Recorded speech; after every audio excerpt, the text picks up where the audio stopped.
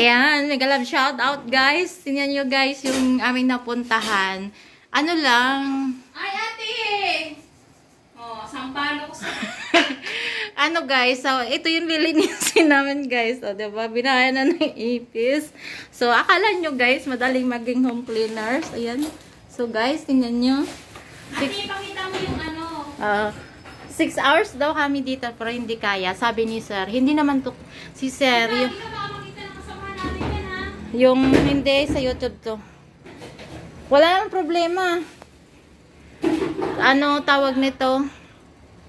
Si sir, ano may-ari dito. Bali pinaupahan niya lang to. So iniwan ng nagre-renta na ganito guys. So pinalilinis niya tapos ipapaayos niya pa ulit. Paririntahan niya ng iba. Ang baboy ng ano guys.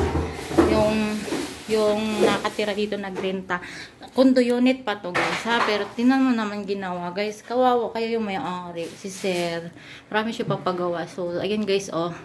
So dalawa lang daw kami. Kasi yung nangalakal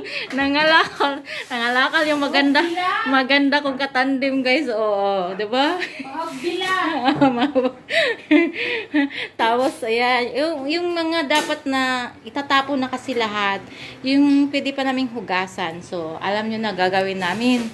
Ayan, take out na daw yung mga mga hindi na mapakinabangan. So ayun, iuwi namin yung mga pakinabangan pa namin. Ayan. So, kawawa yung may-ari dito. Dami niyang papaayos, guys. Yung nakita niyo, Diyos ko po. Hindi namin matapos ng 6 hours. Kaya, guba naman yung map mo. Saan gumura mo kada nagalo-luan na. Nadiri, gitapon ako na. Ay, wow na ako. O sige. Bala ka.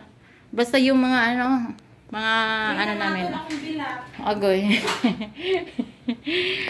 Hala, ayan guys, ayan. So, ayan. So, bye for now. Ayan. Tingnan natin mamaya pag natapos namin. Maibidyo ko ha. So, ayan. Bye. Ayan. O, yung basahan mo, be. Andyan pa. Ganda na ng ano ni sir, pero kailangan mo po namin ng pinali. Yan po.